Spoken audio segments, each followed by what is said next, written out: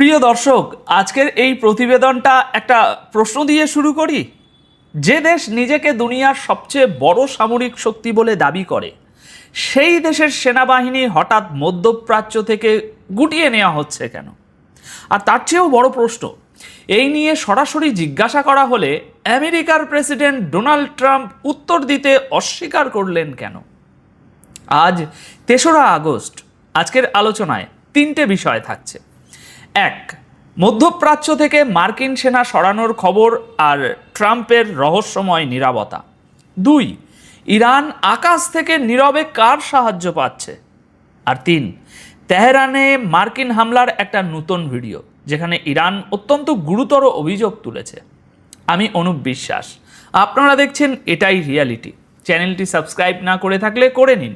চলুন প্রথম খবরে ঢুকি। আজ ৩রা আগস্ট প্রকাশিত কয়েকটি প্রতিবেদন অনুযায়ী আমেরিকার বেশ কয়েকটি গুরুত্বপূর্ণ সামরিক ঘাঁটি থেকে সেনা ও সামরিক সরঞ্জাম সরিয়ে নেওয়া হচ্ছে। বিশেষ করে এই মুহূর্তে নাম আসছে কুয়েত আর বাহরাইনের।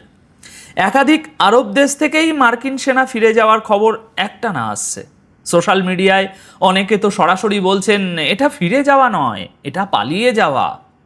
এখন আসুন সবচেয়ে গুরুত্বপূর্ণ জায়গায়। এয়ারফোর্স ওয়ানে সফরের সময় এক সাংবাদিক ডোনাল্ড ট্রাম্পকে আজ সরাসরি জিজ্ঞাসা করেন, আমেরিকা কি সত্যি কুয়েত আর বাহরাইন থেকে নিজেদের সেনা সরিয়ে নিচ্ছে? ট্রাম্প শুধু একটাই কথা বলেন। তিনি বলেন এই বিষয়ে তিনি কোনো মন্তব্য করতে চান না। দেখুন, এখানে একটা বিষয় ভালোভাবে বুঝতে হবে। যদি সেনা সরানোর ঘটনাটি সত্যিই না ঘটতো, তাহলে ট্রাম্প সরাসরি অস্বীকার করে দিতে পারতেন। কিন্তু তিনি হ্যাঁও বললেন না, নাও বললেন না। আর এই নীরবতার কারণেই প্রশ্নটা এখন আরও বড় হয়ে গেছে। আমেরিকা কি সত্যি মধ্যপ্রাচ্যে নিজেদের সামরিক উপস্থিতি কমিয়ে ফেলছে? আরেকটা বিষয় লক্ষ্য করার মতো, খবরটি প্রথম ফ্ল্যাশ হিসাবে সামনে আনে আল জাজিরা, কিন্তু তারপর কয়েক ঘন্টা কেটে গেলেও দুনিয়ার কোনো বড় সংবাদ মাধ্যম ট্রাম্পের এই নীরবতা নিয়ে বিস্তারিত প্রতিবেদন তৈরি করেনি। অথচ বিষয়টি ছোট নয়।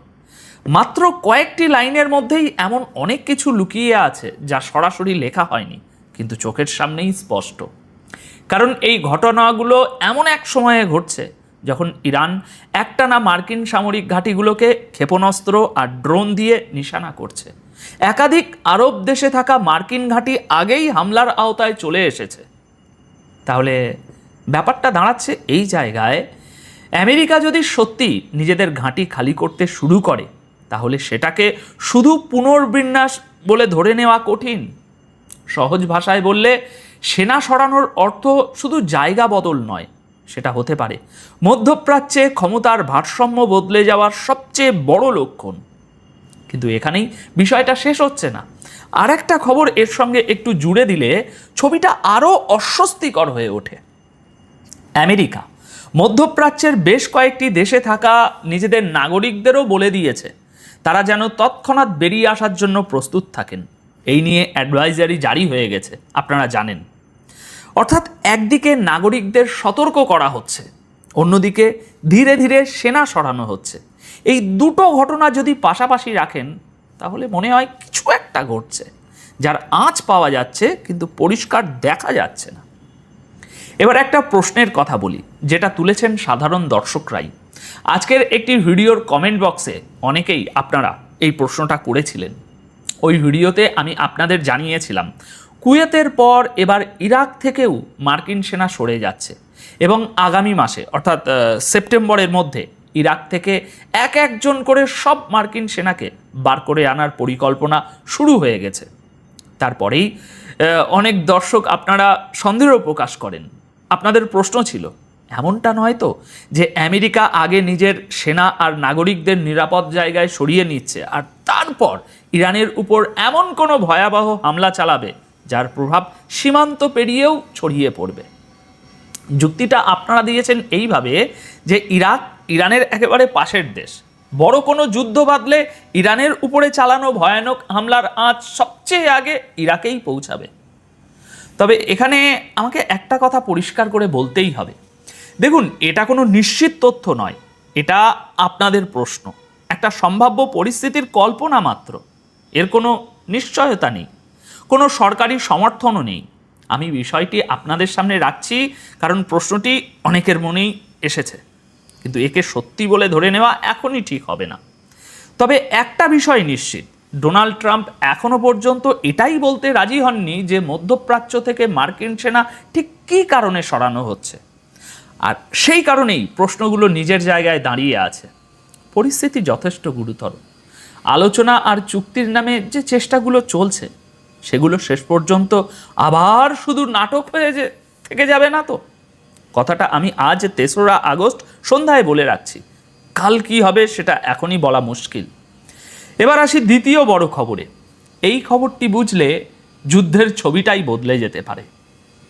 ইরান এই যুদ্ধে আমেরিকাকে যে পরিমাণ ক্ষতি করতে পেরেছে তার পেছনে শুধু ইরান নয়, রাশিয়ার নীরব সাহায্যও থাকতে পারে। অর্থাৎ ট্রাম্পের একজন নীরব প্রতিপক্ষ ভ্লাদিমির পুতিন নিজে সরাসরি মাঠে না নেমেই ইরানের মাধ্যমে আমেরিকার ক্ষতি করে যাচ্ছেন।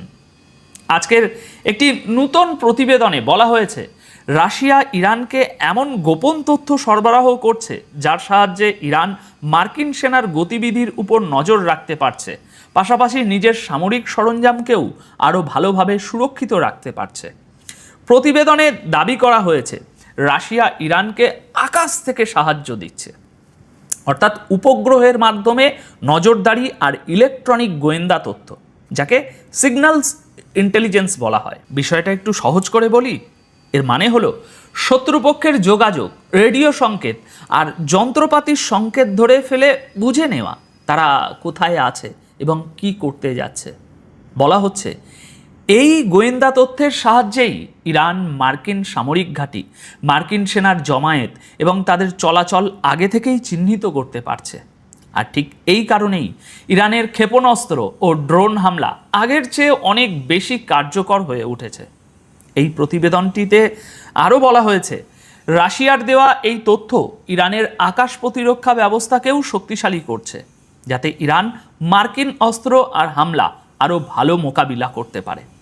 তবে এখানে একটা জরুরি কথা আছে, এই প্রতিবেদনে করা এই দাবিগুলো এখনো পর্যন্ত রাশিয়াও স্বীকার করেনি, ইরানও করেনি। আর এই কারণেই খবরটি সামনে আনতে আমি একটু অপেক্ষা করেছি। ভেবেছিলাম হয়তো কোনো এক পক্ষ অস্বীকার করবে, কিন্তু কেউ কিছু বলেনি। এখন প্রশ্ন হলো এই নীরবতাকে কিভাবে পড়া উচিত? অস্বীকার না করাটাই কি এক ধরনের স্বীকৃতি? এই দাবিগুলো যদি সত্য প্রমাণিত হয় তাহলে এর অর্থ দাঁড়াবে খুব সহজ। আমেরিকা যে যুদ্ধকে শুধু ইরানের বিরুদ্ধে যুদ্ধ ভাবছে তার পিছনে রাশিয়ার নীরব উপস্থিতিও ঠিক ততটাই গুরুত্বপূর্ণ। তাহলে কি আমেরিকার বিরুদ্ধে একটি নতুন মোর্চা খুলে যেতে পারে? এমন একটি মোর্চা যা চোখে দেখা যাবে না, কিন্তু যার অস্তিত্ব থাকবে আর যার পিছনে কাজ করবে রাশিয়ার মস্তিষ্ক। এবার তৃতীয় খবরে আসি। এই খবরটি এই যুদ্ধের সবচেয়ে বেদনাদায়ক মুহূর্তগুলোকে আবার সামনে এনে দিয়েছে।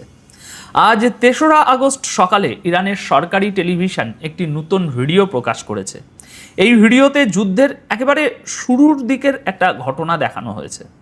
ঘটনাটি 2রা মার্চ 2026-এর তেহরানের ফিরদৌসি স্কোয়ারে চালানো মার্কিন হামলার ভয়াবহ মুহূর্ত ধরা পড়েছে সেখানে।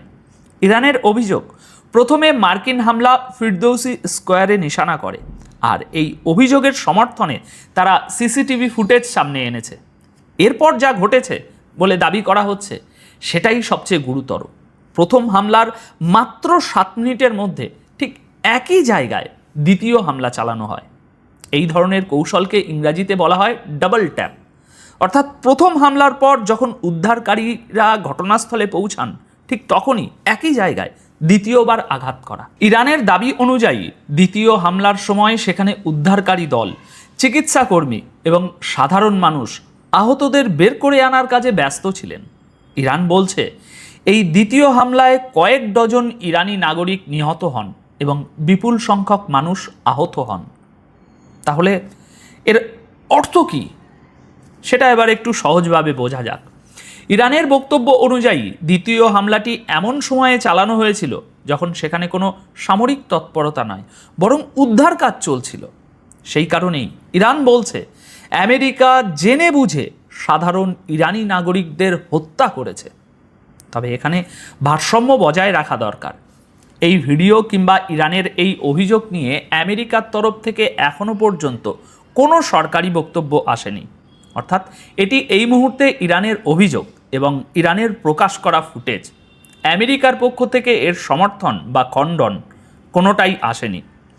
তবু এই ভিডিও একটি পুরনো প্রশ্নকে আবারও জীবিত করে তুলেছে। এই যুদ্ধে আসল নিশানা আসলে কে ছিল, আর সবচেয়ে বড় মূল্য চোকালো কারা? এবার সব মিলিয়ে ছবিটা এক জায়গায় রাখছি যাতে সম্পূর্ণ ছবিটা আরও পরিষ্কার হয় আপনাদের চোখে। একদিকে আমেরিকা মধ্যপ্রাচ্য থেকে সেনা সরাচ্ছে বলে খবর আসছে, নাগরিকদের প্রস্তুত থাকতে বলা হচ্ছে, আর প্রেসিডেন্ট মুখ খুলতে রাজি নন। অন্যদিকে দাবি উঠছে ইরান একা লড়ছে না, তার পেছনে রাশিয়ার নীরব গোয়েন্দা সহায়তা রয়েছে। এখন সামনে তাহলে কি হতে পারে? পরিস্থিতি এভাবে চলতে থাকলে মোটামুটি দুটো সম্ভাবনা তৈরি হচ্ছে। প্রথম সম্ভাবনা, আমেরিকা সত্যিই মধ্যপ্রাচ্যে নিজেদের সামরিক উপস্থিতি কমিয়ে আনছে। সেক্ষেত্রে এই অঞ্চলে ক্ষমতার ভারসাম্য বদলে যাওয়ার একটা বড় ইঙ্গিত মিলবে। দ্বিতীয় সম্ভাবনা, সেনা আর নাগরিক সরানোর পিছনে অন্য কোনো হিসাব কাজ করছে। তবে এই দ্বিতীয় সম্ভাবনার পক্ষে এখনও কোনো নিশ্চিত প্রমাণ নেই, তাই একে অনুমানের বেশি কিছু বলা যাবে না। সব কিছু নির্ভর করছে একটা বিষয়ের উপর, ট্রাম্প নিজে মুখ খোলেন কি না। তাই আগামী কয়েকদিন এই বিষয়ের উপরেই নজর রাখতে হবে।